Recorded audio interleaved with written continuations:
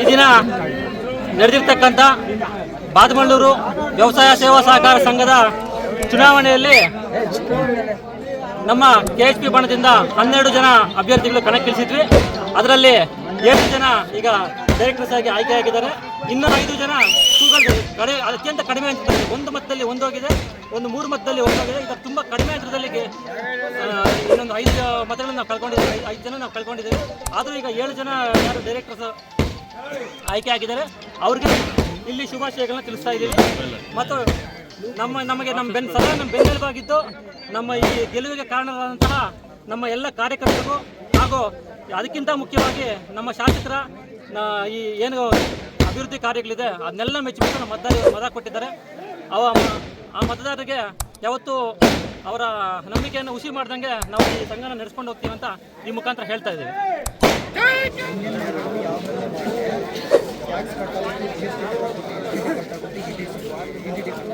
ತುಂಬ ಜಿದ್ದಾಜಿದ್ದಿಯಿಂದ ಫೈಟ್ ನಡೀತಾ ಇತ್ತು. BJP ಮತ್ತು ಕಾಂಗ್ರೆಸ್ ನಾವು ಅಲಯನ್ಸ್ ಮಾಡಿಕೊಂಡು ಸಹಕಾರಿ ಕ್ಷೇತ್ರ ಪಕ್ಷ ಬರೋದಿಲ್ಲ, ಅಲಯನ್ಸ್ ಮಾಡಿಕೊಂಡು ಚುನಾವಣೆ ಎದುರಿಸ್ತಾ ಇದ್ವಿ. ಈಗ ನಾವು ಜಿದ್ದಾಜಿದ್ದಿ ಇದ್ದಂಥ ಕ್ಷೇತ್ರದಲ್ಲೆಲ್ಲ ನಾವು ಗೆಲ್ತೀವಿ ಅನ್ನೋ ನಂಬಿಕೆ ನಮಗಿತ್ತು. ನಾವು ಇದೇನು ರೀಕೌಂಟಿಂಗ್ ಏನು ಮಾಡಬೇಕು ಅಂತ ನಾವು ಪಟ್ಟಿಡ್ದಿದ್ವಿ, ಅದು 100ಕ್ಕೆ 100 ನಾವು ಗೆದ್ದಿದ್ದೀವಿ.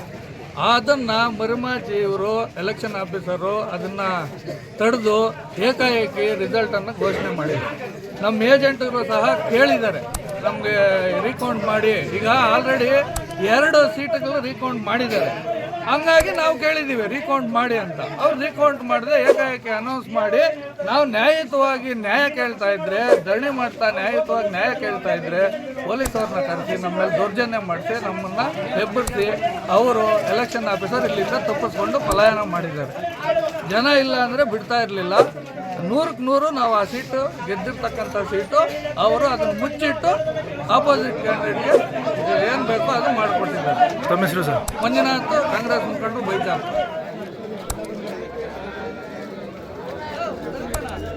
ಆಫೀಸರ್ಗಳು ಒಂದು ರಿಕ್ವೆಸ್ಟ್ ಕೇಳಿದ್ವಿ. ಒಂದೇ ಒಂದು ಹೋಟೆಲ್ಲಿ ಸ್ವಲ್ಪ ಡಿಫಾಲ್ಟ್ ಆಯ್ತು ನಮ್ಮದು.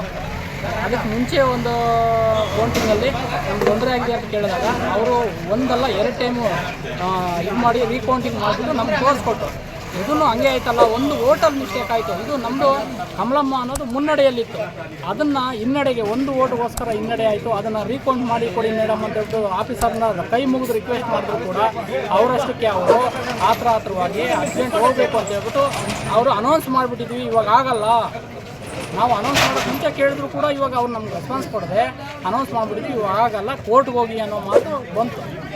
ಇಷ್ಟು ನಡೆದಿದೆ. ನಮ್ಮ ಕ್ಯಾಂಡಿಡೇಟ್ಸ್ ಏನೋ ಷಡ್ಯಂತ್ರ ನಡೆದಿದೆ ಅಂತ ನಾವು ಹೇಳಕ್ಕೆ ಇಷ್ಟಪಡ್ತೀವಿ. ಮುಂದೆ ಯಾವ ಥರ ಇದು ಮಾಡ್ತೀರಾ ಏನು ಅಂತ? ನ್ಯಾಯಕ್ಕೆ ಹೋಗಿ ಕೋರ್ಟ್ಗೆ ಇನ್ನು ದಾರಿ ಇರೋದೇ ಒಂದು, ನ್ಯಾಯಾಧೀಶರ ಹತ್ರ ಹೋಗಿ ಕೋರ್ಟಲ್ಲಿ ನಾವು ಕೇಸ್ ಅಪ್ಲೈ ಮಾಡಬೇಕು, ಕಾನೂನು ಪ್ರಕಾರ ಮುನ್ನಡೆಯೋಣ ಅಂತ ಇದ್ದೀವಿ. ಅಲ್ಲ ಸರ್, ಅವ್ರು ಹೇಳ್ತಾ ಇದ್ದಾರೆ ಘೋಷಣೆ ಆದಮೇಲೆ ನೀವು ಕೇಳ್ತಾ ಇದ್ದಾರೆ. ನೀವು ಘೋಷಣೆಗೆ ಮುಂಚೆ 2 ಟೈಮ್ ಕೇಳಿದ್ವಿ. ಕೇಳಿರುವಂಥ ವ್ಯಕ್ತಿ ನಾವೇ, ಜೊತೆಗೆ ಇನ್ನೂ ಒಂದು ನಮ್ಮ ಲೀಡ್ರು ಕೂಡ ಇದ್ದಾರೆ. ಓಕೆನಾ?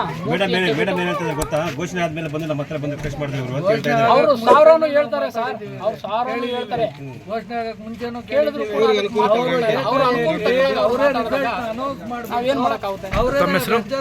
ನಮ್ಮ ಹೆಸರು ಅಶ್ವತ್ಥಪ್ಪ ಅಂತ ಹೇಳ್ಬಿಟ್ಟು, BJP ಮುಖಂಡ.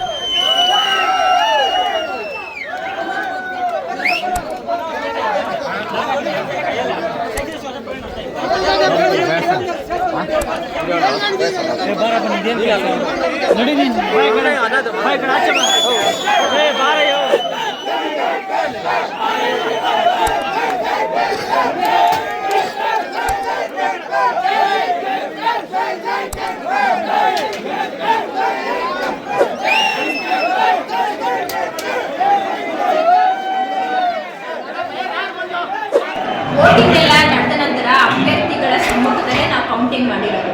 ಅವರಿಗೆ ಪ್ರತಿಯೊಂದು ಬ್ಯಾಲೆಟ್ ಪೇಪರ್ ತೋರಿಸಿ ಆ ಸೀರಿಯಲ್ ಪ್ರಕಾರ ಯಾರ್ಯಾರಿಗೆ ಎಷ್ಟೆಷ್ಟು ಬಂದಿರುತ್ತೆ ಅಂತ ನಾವು ಸೀರಿಯಲ್ ನಂಬರ್ ಹಾಕೊಂಡು ಕೌಂಟಿಂಗ್ ಮಾಡಿರೋಂಥ ವಿಚಾರ. ಇದರಲ್ಲಿ 4 ಕ್ಯಾಂಡಿಡೇಟ್ ಇರೋದು. ಯಾವುದು ಮಹಿಳಾ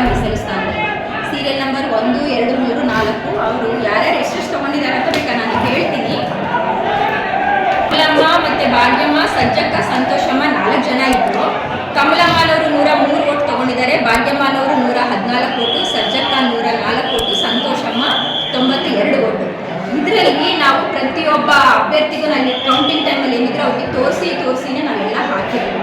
ಅವರೇನು ಹೇಳ್ತಿದ್ದಾರೆ, ಕಮಲಮ್ಮನವರು ನಾವು ಒಂದೇ ಓಟಿಂದ ಸೋತಿದ್ದೀವಿ, ಮತ್ತೆ ರೀಕೌಂಟಿಂಗ್ ಮಾಡಿ ಅಂತ ಹೇಳ್ತಾ ಇದ್ದಾರೆ. ರೀಕೌಂಟಿಂಗ್ ನಾವು ರಿಸಲ್ಟ್ ಅನೌನ್ಸ್ ಮಾಡಿದ್ಮೇಲೆ ರೀಕೌಂಟಿಂಗ್ ಪ್ರಾವಿಷನ್ ಇಲ್ಲ, ಹಂಗಾಗಿ ನಾವು ರೀಕೌಂಟಿಂಗ್ ಮಾಡಲ್ಲ ಅಂತ ಹೇಳಿ ನಾನು ಎಂಡಾಸ್ಮೆಂಟ್ ಕೊಟ್ಟಿದ್ದೀನಿ. ಎಂಡಾಸ್ಮೆಂಟ್ ಯಾರು ಕೊಟ್ರಿ ಮೇಡಮ್? ಏನು ಎಂಡಾಸ್ಮೆಂಟ್ ಇವಾಗ ಯಾರು ಸಂತೋಷ್ ಕುಮಾರ್ ಯಾರೊಬ್ರು ಬಂದು ಎಂಡಾಸ್ಮೆಂಟ್ ಕೇಳಿದ್ದಾರೆ, ಅವ್ರಿಗೆ ಕೊಟ್ಟಿದ್ದೀವಿ. ಅವ್ರು ತಗೊಳ್ಳಿಲ್ಲ, ನಾನು ಅದನ್ನ ಸೆಕ್ರೆಟರಿಗೆ ಹ್ಯಾಂಡ್ ಓವರ್ ಮಾಡಿದೆ. ಅವ್ರು ಕೇಳಿದಕ್ಕೆ ನಾನು ಎಂಡಾಸ್ಮೆಂಟ್ ಕೊಟ್ಟಿದ್ದು. ಯಾರಾದ್ರೂ ನಾವು ಕಾಲ್ವೃತ್ತಿ ಮಾಡಿದ್ರೆ ನಮಗೆ ಕೊಡೋದಕ್ಕೆ ಪ್ರಾವಿಷನ್ನೂ ಇಲ್ಲ. ನಾವು ಇಲ್ಲಿಂದ ಹೋಗ್ಬೇಕಂದ್ರೆ ಅವ್ರು ಕೇಳಿದ್ರೆ ನಾವು ಎಂಡಾಸ್ಮೆಂಟ್ ಕೊಡ್ಬೇಕಲ್ವಾ, ನಾನು ಎಂಡಾಸ್ಮೆಂಟ್ ಕೊಟ್ಟಿದ್ದೀನಿ. ಅವ್ರು ನೆಕ್ಸ್ಟ್ ಮುಂದಕ್ಕೆ ಏನು ಮಾಡ್ತಾರೋ ಮಾಡ್ತಾರೆ. ಆರೋಪ ಮಾಡ್ತಾರೆ. ಗಲಾಟೆ ಮಾಡಿದ್ದು ಮೇಡಮ್, ನನಗೆ ಟೆಲಿಫೋನ್ ಗುರುತು ಮೇಡಮ್, ಅದು ಇನ್ನೊಂದ್ಸಲ ನೋಡಿ ಅಂತ ಹೇಳಿದ್ರು. ಅವಾಗ ಡೌಟ್ ಬಂದು ಇನ್ವ್ಯಾಲಿಡ್ ತೆಗೆದಾಗಿ ಒಂದು ಓಟ್ ಅವ್ರಿಗೆ ಬಂದಿರೋದು. ಅದಕ್ಕೋಸ್ಕರ ನಾವು ನೋಡಿದ್ದು ಅಷ್ಟೇ.